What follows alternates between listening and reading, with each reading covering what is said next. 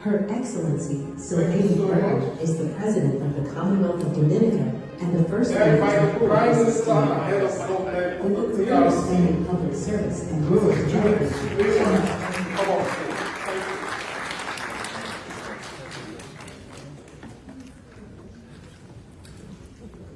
As she received the inspirational leadership award, put your hands together. Her Excellency Mrs. Judith Sulewa, Prime Minister of the DRC.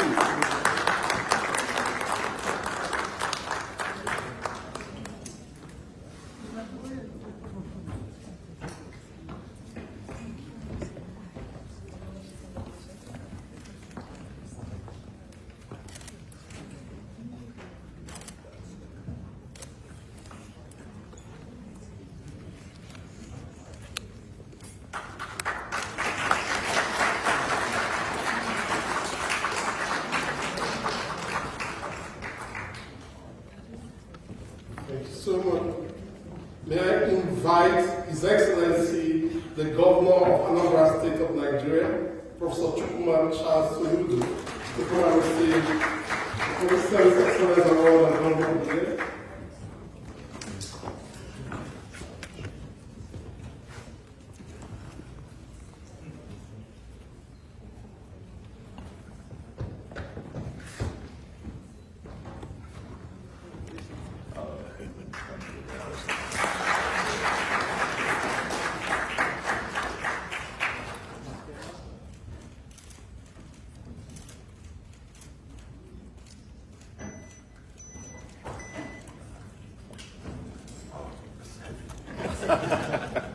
It's quite heavy, yeah? Thank you. Thank you. Thank you so much, Excellency. We'll be calling up again soon, but let's invite Her Excellency, the First Lady of the Republic of Guatemala, Dr. Fatima.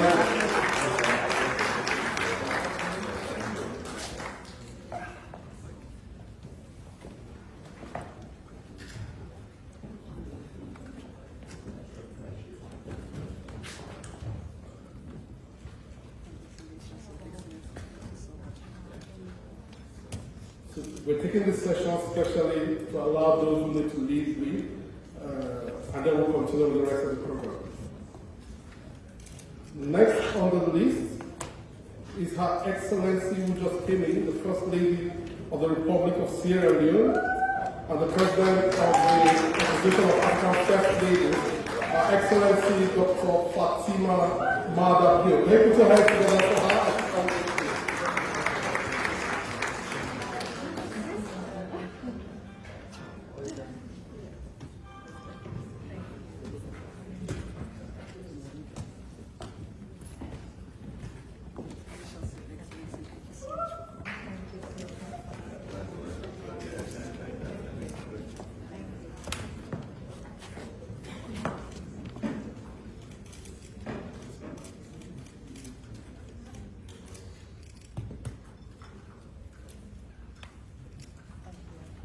Thank you very much. There are some other first ladies who are not here, so I would like to skip the other first ladies who are not here. We'll take you as we go. But may I quickly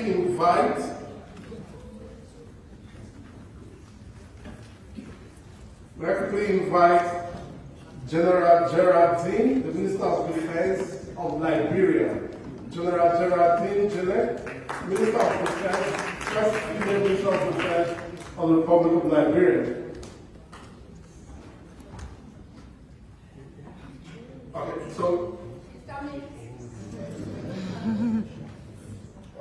so in the apps, we will skip the rest. Is she here? Oh, please put your hands together for her.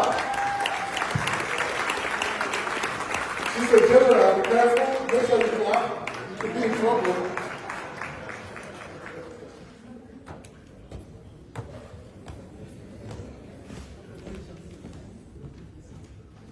Please, protocol, if any of the first ladies are here, let me know.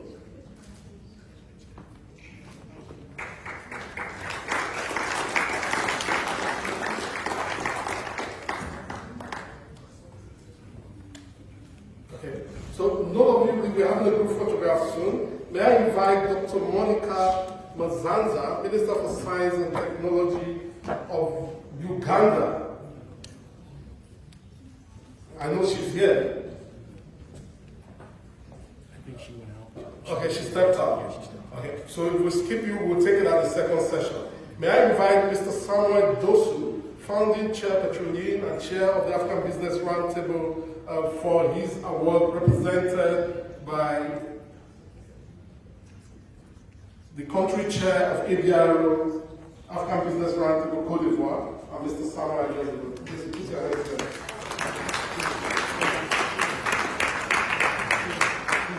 Okay, Madam Tuli is representative of Mr. Dosu. Please put your hands together for her. She comes up, please. Let me help.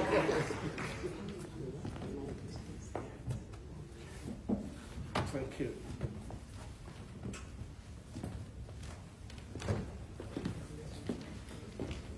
Please put your hands together for her.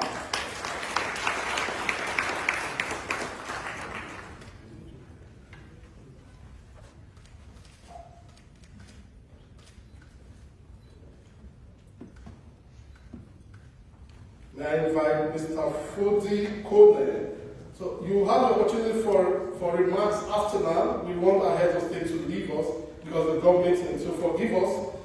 Mr. Fodi Kone is the CEO of National Procurement Authority of Sierra Leone. Can we put our hands together for him as he comes up?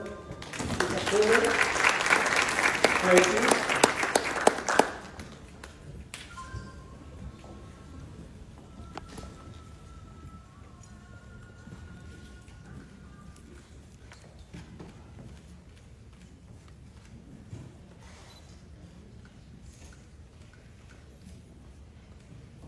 While I invite Mrs.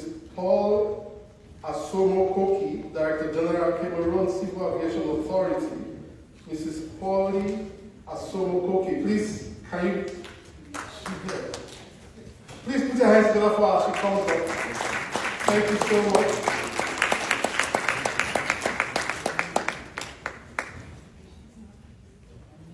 Oh, you're representing her. Okay, then please come up. Thank you.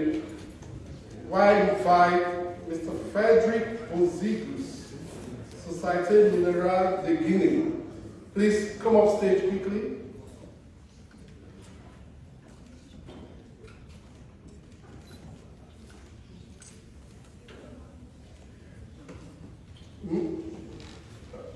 Is she here? Okay, yeah, please come up. Thank you so much. Put your hands together for him as he comes up stage. Mr. Frederick Ozigus. Is coming up, may I quickly invite Ms. Luisa Mojela, Whipple South Africa. Please put your hands together for her again as she comes up.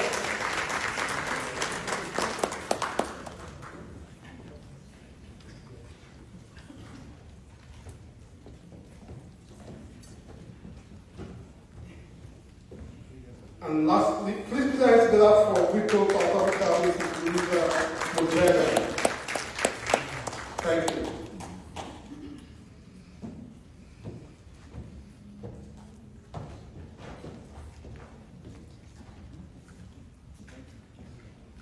And then Miss Angela List, Google Mining Ghana. Miss Angela List, can you come up quickly? Miss Angela List. I'm sure if you clap better, she will come up. Thank you. Thank you so much for being welcome to.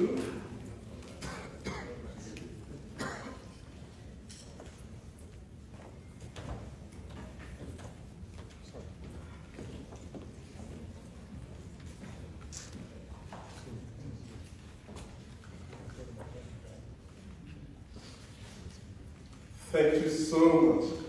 May I now request that we all rise with standing ovation as we recognize our African Diaspora Leader of the Year, His Excellency Prime Minister Philip Davis. We celebrate you. Please put your hands together for him. He's been an amazing leader connecting Africa and the Caribbean. We are super proud of you. Don't be jealous. There's so much jealousy. Thank you. Why, please, may I invite Madam First Lady, Mrs. Davis, join us on stage. Please join Prime Minister Davis on stage. All other honorees,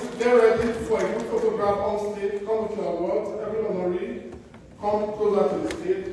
Please put your hands for First Lady Davis as she joins our love husband for this position. Thank you. And the lovely. Wow. Can we put your hands together again? John, this is quite heavy. Quite heavy, yeah. Thank you. So all honorees, I may I invite His Excellency the Governor of Zamfara State to join us for this session of group photographs. And also Representative Anderson Myers, please join us on stage for every honoree comes to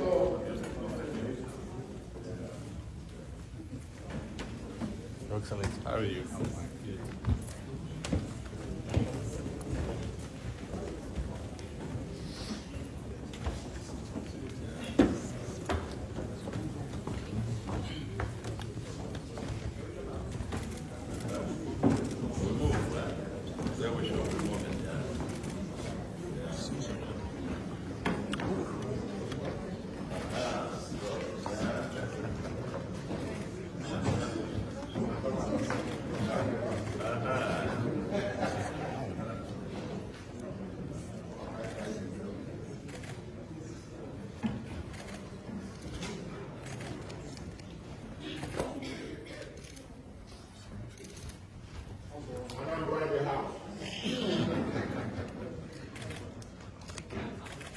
And on the current edition of African Leadership Magazine, which I'm holding, you can see the same green governor, His Excellency Charles Soludo, is on the current cover of the magazine. We'll be sharing copies to everybody.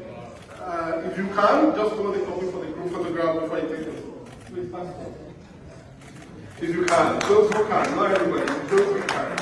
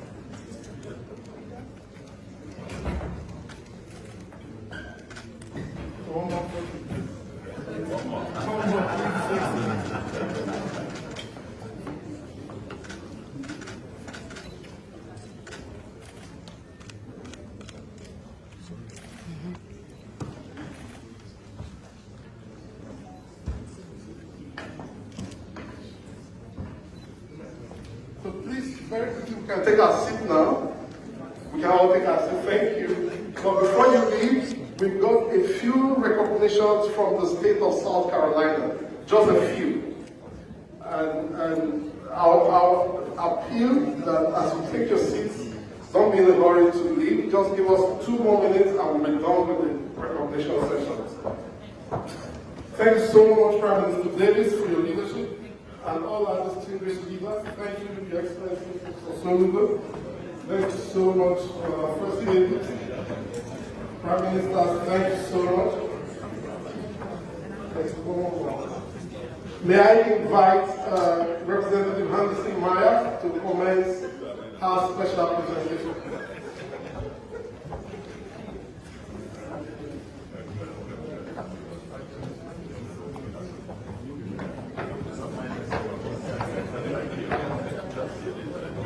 So we've got just an induction and presentation, and then we'll take a break and begin the next session. May I invite Dr. Mrs. Furukian to take on the next session before Representative Myers will do our presentation.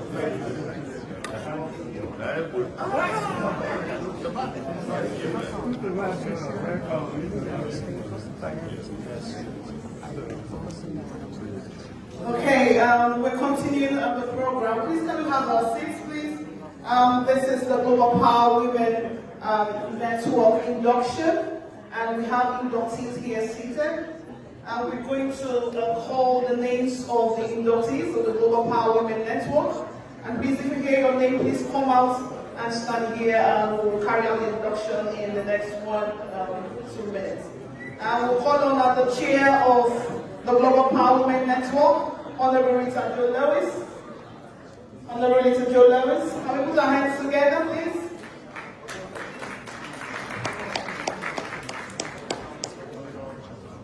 Yes, she's the chair of the Global Power Women Network. And we have Mrs. Solan Amisha, Director General of the Investment Promotion Center, ably represented by Madam Crystal Mokiso. If you're here, please come out. We have Cassia Teska, Creative Solver, C-Suite Advisor, ESG Strategist. She's a steering committee member. Cassia, please come up the stage. We have Honorable. We have Eno here, Florizel, Lisa, President and CEO of the Corporate Council on Africa. She's a steering committee member. Florizel. Oh, she just left. Can we please have a seat just for 1 minute? Her Excellency Sylvania Button. She's not here. Her Excellency Judith Sominwa Toluka, Prime Minister of the Democratic Republic of Congo. Please come up stage. Prime Minister, Her Excellency, please come up stage. Her Excellency Dr. Fatima Madabio, First Lady of the Republic of Sierra Leone and President of the OAFLAD. She is a board member of the Global Power Women Network. Please come up stage.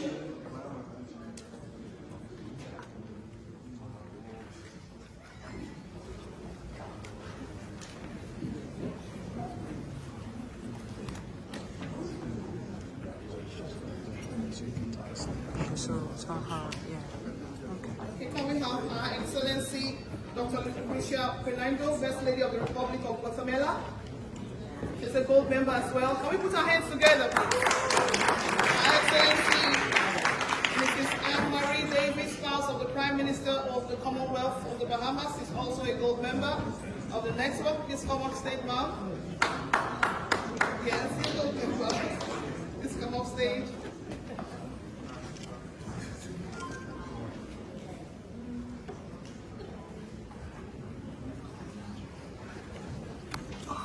Can we have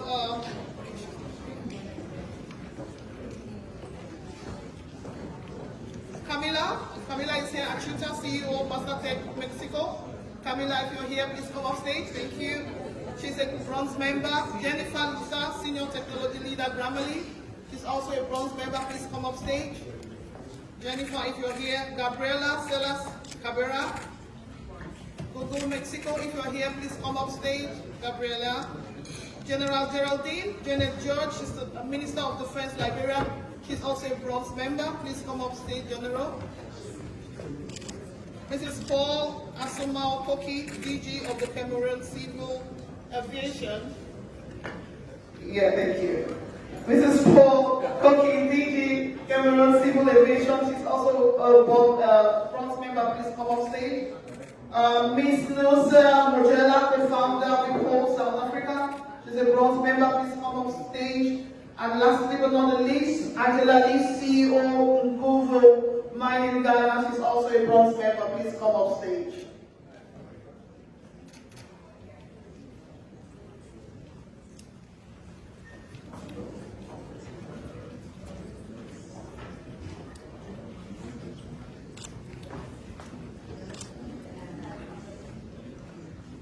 Thank you. Please put your hands together and walk faster.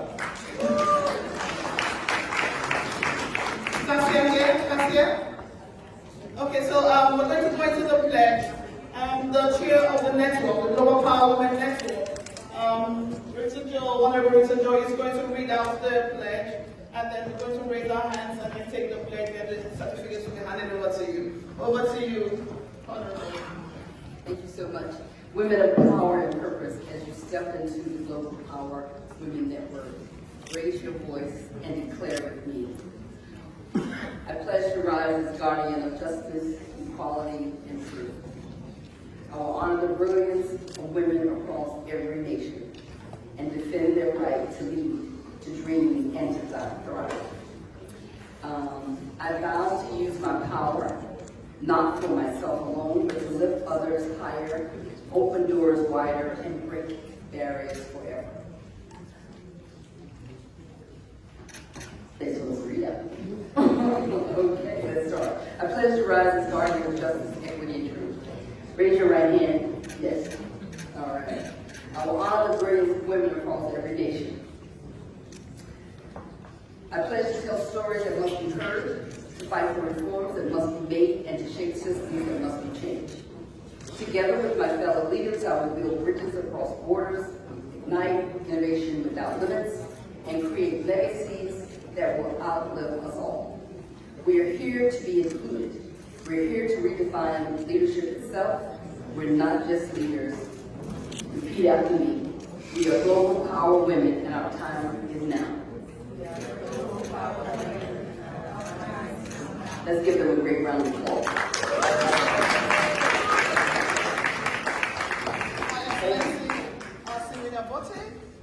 Please come take over your certificate.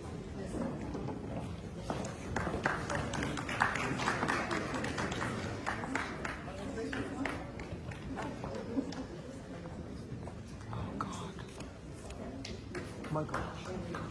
I think Our Excellency Dr. Fatima Madabio. Congratulations, ma'am. Board member for the next one.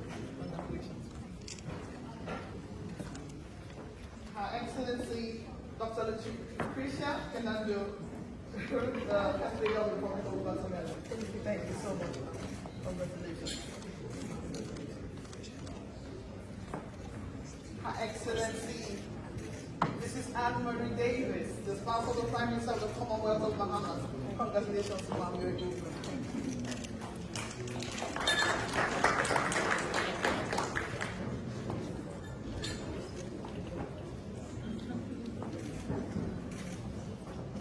Gabriela Stonker, General Jody, congratulations, you have consular. Congratulations.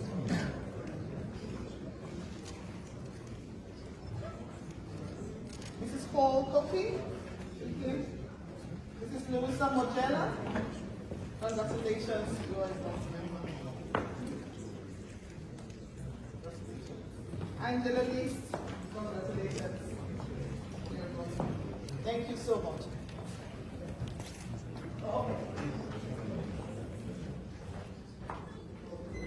That's Mrs. Paul Koki, DG, CC, Cameroon Civil Aviation Authority, our representative.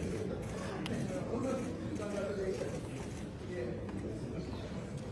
And we have one more set of presentation for you ladies while you're on stage from the Honorable Rosalind Myers, distinguished member of the South Carolina House of Representatives. I want to congratulate all of you for your accomplishments and for being awarded these awards today. I know that many of you are forward-thinking women and powerful women and innovators and all those things that come together to make you who you are and help you to make a difference in your community. So on behalf of the South Carolina House of Representatives and all 124 members, I'd like to award you a certificate of appreciation from the state of South Carolina for your many accomplishments and achievements. Yeah.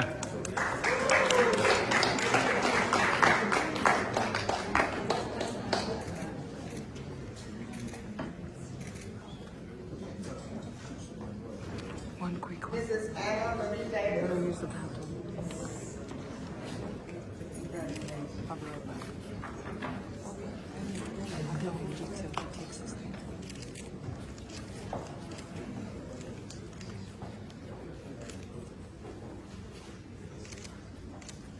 Are you sure? Don't worry. When she takes it Photos, other photos will be on the website. Her Excellency Dr. Fatima Madabio.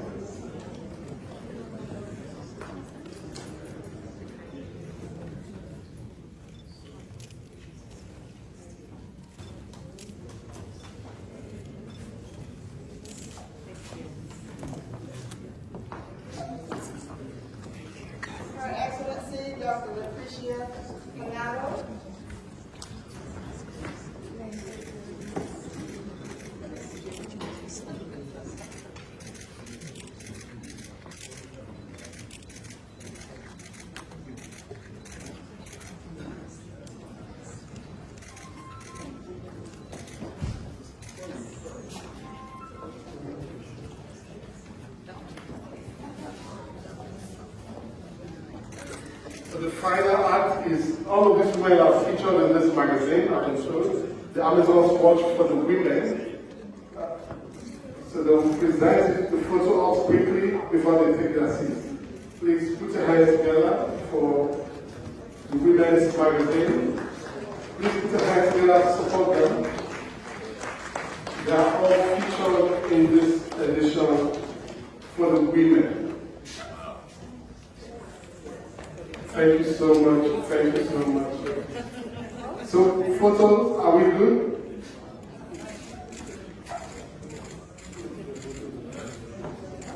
So once the ladies are out, we've got two gentlemen that are receiving their own special honors from Carolina, and they will come up soon.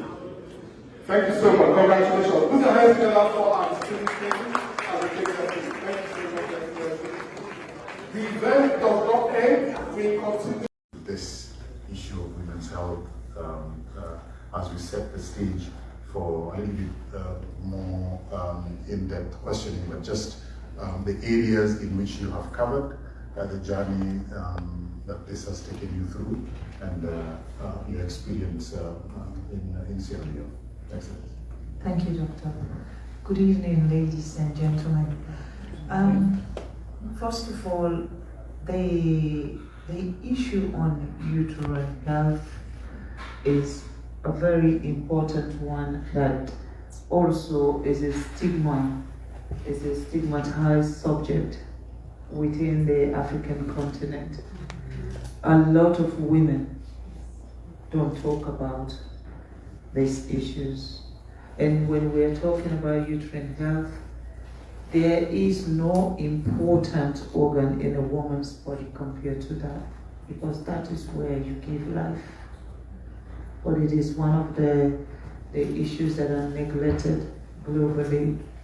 The only time a woman talk about a health situation is when it has actually gone out of hand. I'll give you an example.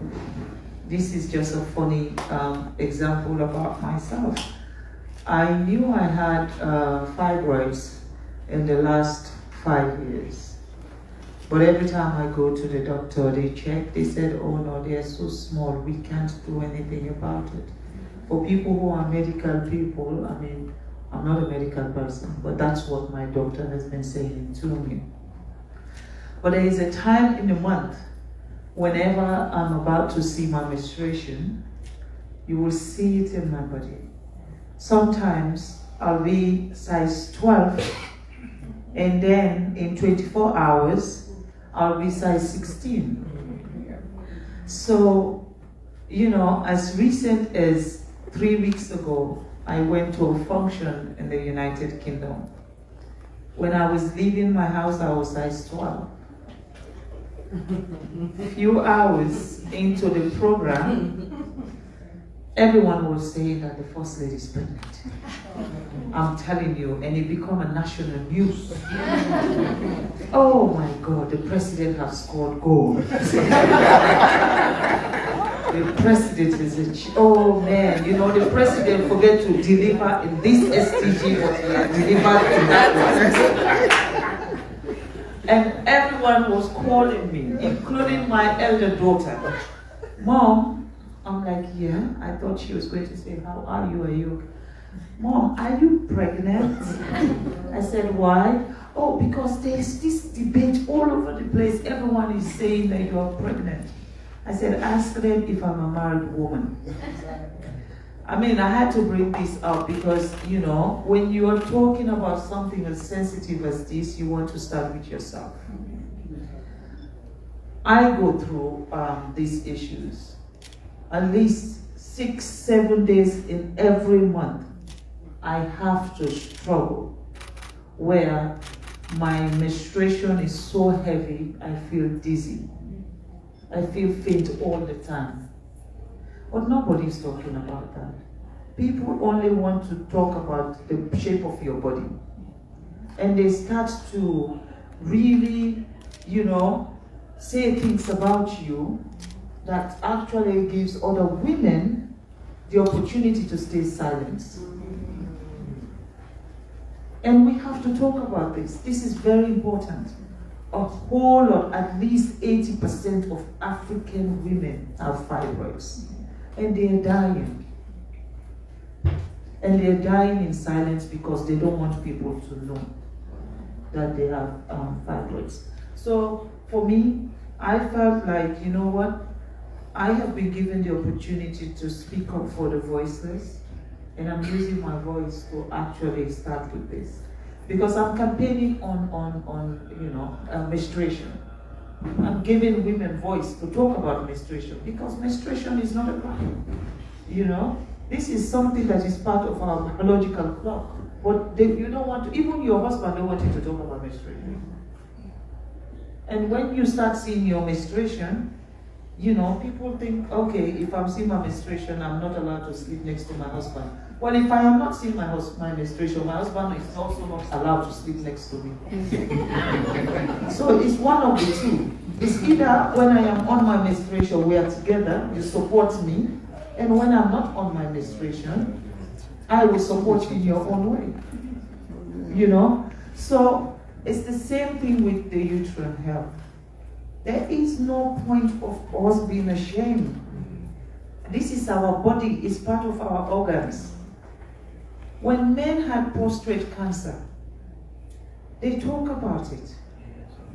So why are we scared to talk about something that is killing us?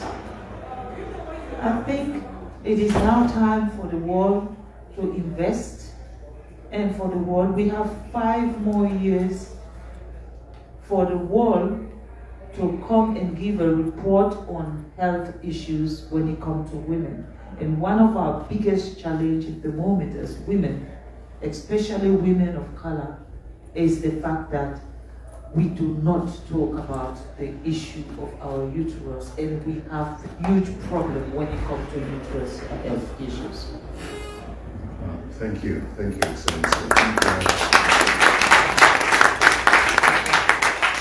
A very clear message there, just how the pain is there, the suffering is there. It's not visible, and even where it is, it's played down, and giving that voice to women. And part of the reason why we have put this today is so that we can bring it out and talk about it. Maybe when we are looking at this whole area of women's health and how narrowly it gets defined, the full scope is not, the attention is not given to the full scope.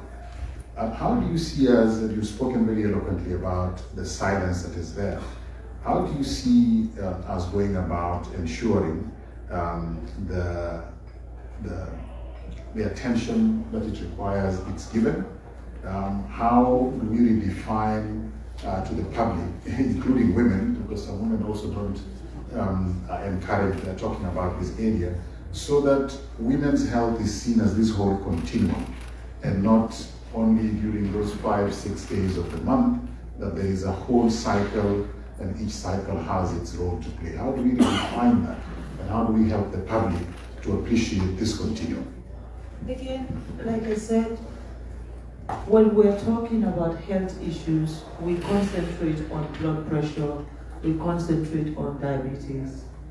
But then, even the stress that you get through your uterus issues will add to your blood pressure, will add to your diabetes.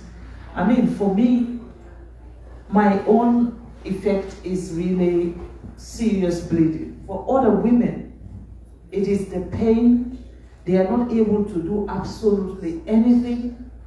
And whenever you go to the hospital, the only thing your doctor will say to you, oh, it's normal. There is nothing normal about pain. No pain is normal. And I believe it is high time we let the medical system understand that this is a situation that is killing us.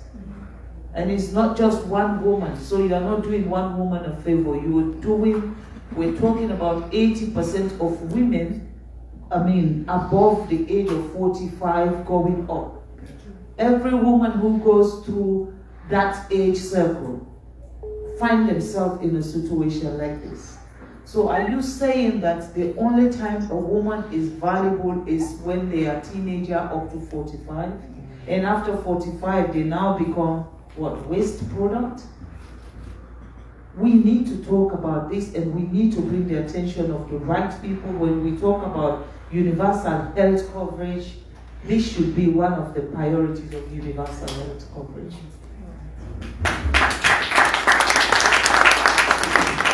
Absolutely, our health systems really need to accommodate the fact that women's health is probably one of the bigger indicators of the health system is working properly or not, because women are the majority anyway that attend to the health system. But let's go back home to Sierra Leone, and a very innovative initiative of the Uterine Health Fund. Not too many people know what that is, and maybe you can share with us a little bit how the Uterine Health Fund in Sierra Leone is working and how it contributes to improving access to healthcare for women and the role that it plays in ensuring that we achieve universal health coverage.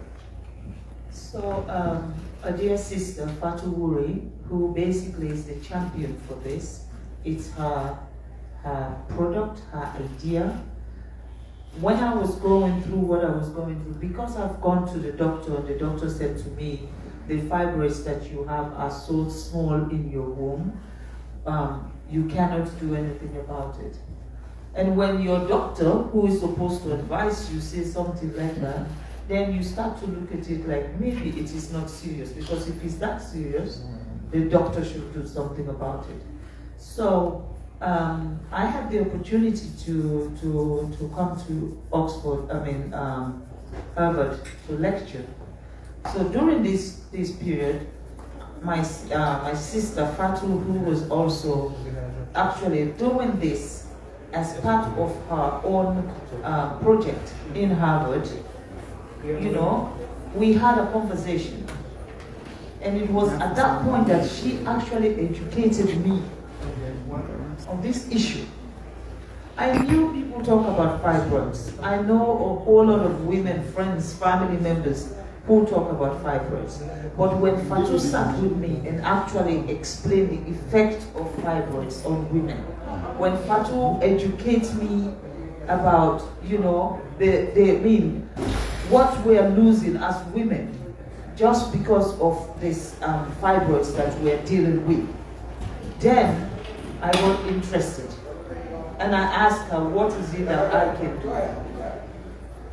At this point, she started the project, she started working on it, she gave me the concept, and I looked through the whole thing, and I said, you know what, let us try and launch this in Sierra Leone and try to put it through the health system.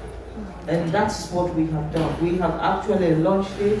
We are now campaigning to get the funding to actually amplify the whole process so that the world start to talk about it, while Sierra Leone also look at this situation and put it, as part of our health system, so that women will stop to suffer in our country.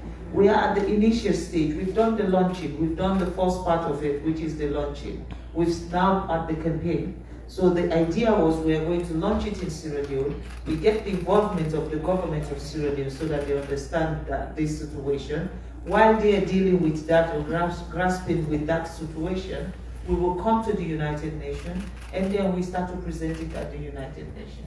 Because the louder we get, the more women we can get from all ages backing this, talking about it, amplifying this message.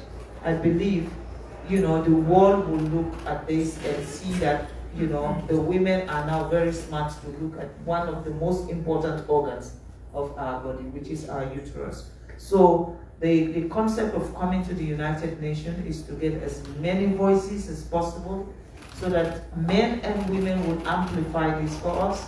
And it will be more stronger if the men champion this for us. Because the struggle, when it comes, like you said, it's few days in a month. But it is a few days that also affect a man's side. Men cannot stand blood. Men cannot stand pain. You're a doctor, you know that, right? So if you don't want to be seeing blood all over the place, you don't want to be seeing your woman crying, you don't want to be seeing your woman crawling. I have seen somebody when they go through this, they cannot walk, they crawl. I have seen that. So if you don't want to have all of these things in the house, or and then every month when that time comes, the man decides to travel because they're running away from this symptom, you want to be at home. We are asking that the men should come on board for this. Let us talk about it. It is a woman's problem, but I believe it's a man's agenda too.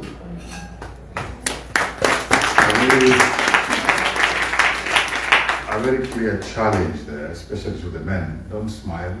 Reflect inside. And as for the women and everybody in the room, the call from Her Excellency is that we should be champions of this. Talk about it at UNGA in New York. Let's go back and talk about it when we go back home. And for me, this is a very unique way of financing women's health, having a uterine health fund, and we are looking forward to that being shared more broadly as Village Reach, in collaboration with Uterus. We'll take this to as many platforms as possible. I'll whisper to my brother from Mozambique, the minister, later we see how we can be able to do something similar in Mozambique. And progressively, we get this financing for women's health because it is not a charity, it is actually part of... What I didn't talk about, because as a First Lady, we are really not allowed to be part of any kind of financial arrangement, because the next thing they will say, I'm going to my central bank and break the bank and take the money out and put it into this. But the reality is the research is going on, and the first part of the research has been sponsored by the Gates Foundation. But now we're trying to take it and make sure every woman, black, white, tall, short, doesn't matter who, we want everyone to start to talk about this, because this is serious. We're talking about 5 years for the SDG 30. 5 years more. We are going to be in 2030. And if we don't deal with this situation, it is just going to, because it's not like, you know what, yes, like for Africa, they will say, Africa, we have young population, Africa has young population. But African women are now becoming too smart not to have too many children. So which means there's going to be a time when we are going to be having older population. So we do not want to wait until we start to be an older population and deal with a situation like this.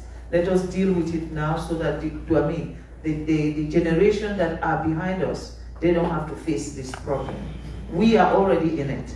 Let us be the ones that will struggle but pave the way so that the new generation that are coming, they don't have to go through what we are going through. And it can be done. For me, I don't believe in anything or anyone telling me this cannot happen. No, it can happen if collectively we want it to happen, it can be done. Right.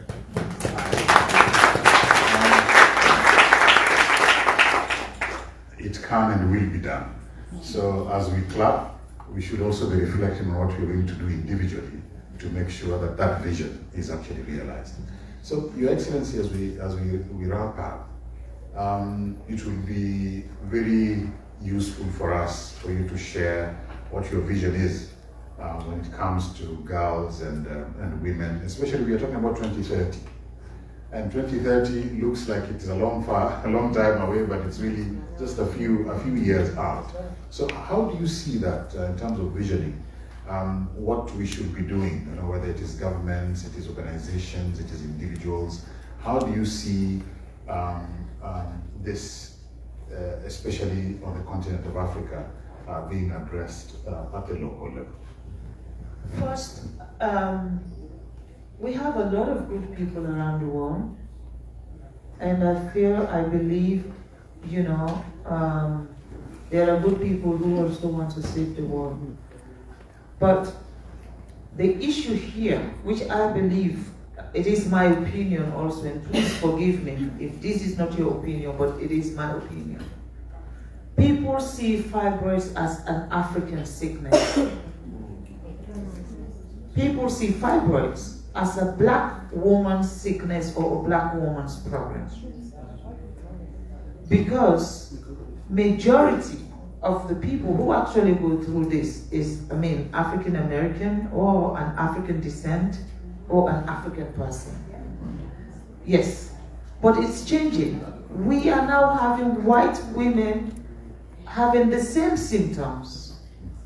You know, it's not like, okay, yes, we are celebrating that white women are now facing the issue of fibroids. But I'm saying, do not neglect this just because you think it affects only black women. We are also part of this world.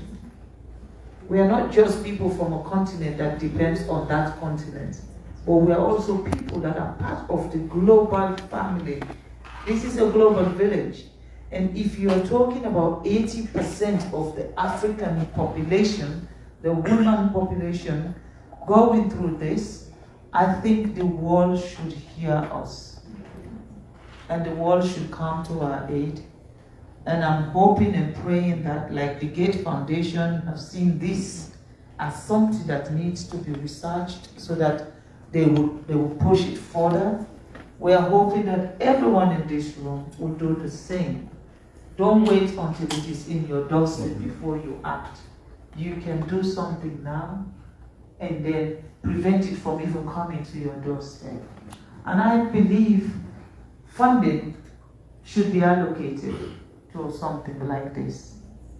They should put funding to something like this. So for people that have the connections to all of these good people that are actually funding things to do with health issues, tell them, please, that the African women or African American or African descent are asking them to come to their aid, because too many of us are dying in silence because of fibroids, because of uterine issues, and because of bleeding.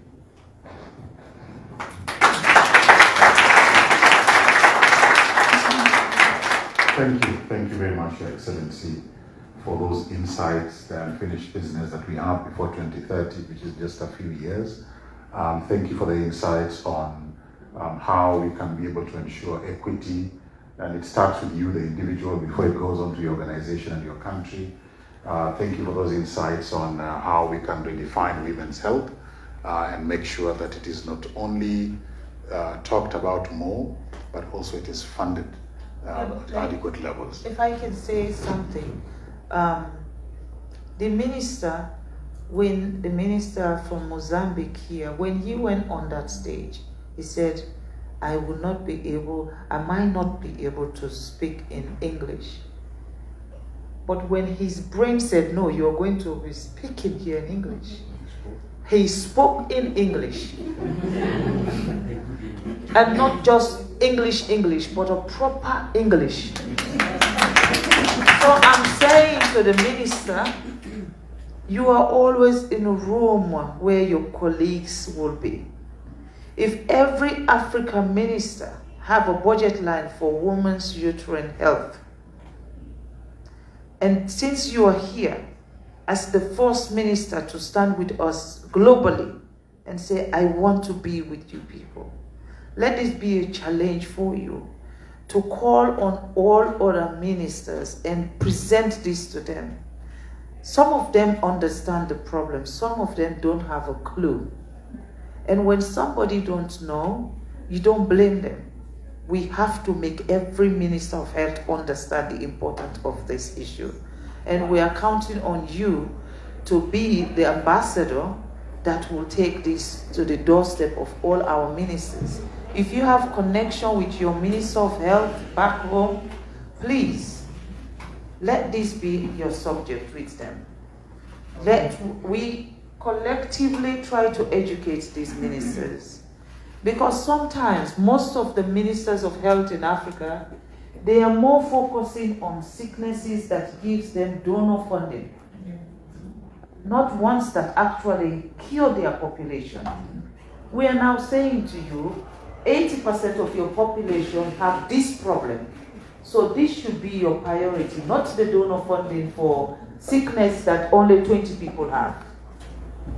I think that's what we should do. Get our ministers to commit, because the moment the ministers commit, they take it to cabinet, and automatically that cabinet resolution will go in front of the president, and the president will know that the people are requesting for something like this. I'm not a cabinet minister, so I don't know how you do it when you get into those places. You know, I'm just pretending like I know. But I'm just saying to you, sir, if you champion this, because I know last year I was the one who sat at the World Bank to campaign for the World Bank to release funding to Ministry of Health for Africa. Now, for what, I don't know. But I just know our medical systems need funding. Now we have a reason. We can call the same meeting, we can go back to the World Bank, we can go back to IMF, and we can present our health issues. All of these banks, yes, they're there to make money, but they also have a social corporate responsibility to the world. We need to take uterine health issue to them and let them see the need of making sure when they put money, they should put money and ring fence it for just that cause.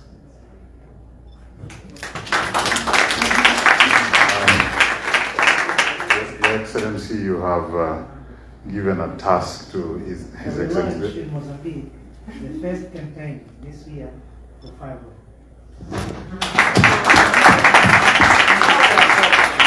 We have an ambassador already. Thank you. You see, the effect is immediate. There's a young man here.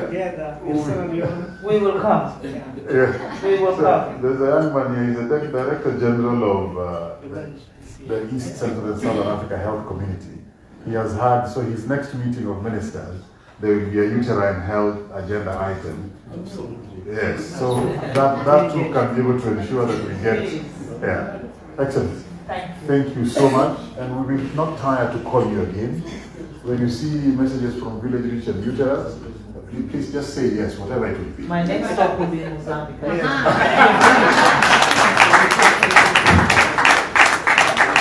you.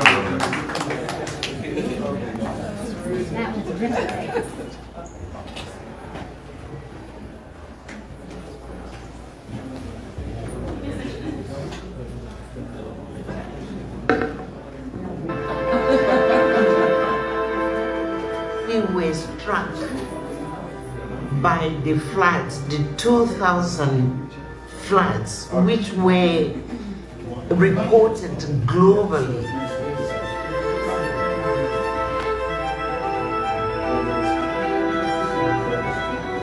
We were struggling with how do we reach out to communities which had been stranded, had been separated. They didn't know how to communicate. We didn't know also how to win the way, how to give them assistance. We struck then the connection with Blaise Judisat, who was working for a global telecommunication company with the Great Wako. He comes in, he provides to us the technology of how to trace those communities. We travel to the site to locate the community. We could see what a very, very specific need of communities could be solved. And taken to use global technology and solve the problem.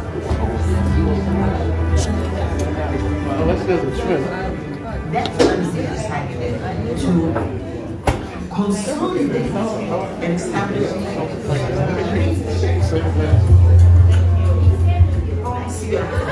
took up their garden, from Cap Delgado to every village there. They connected the village bridge. I know my shoes. You have to have people who share the same thing.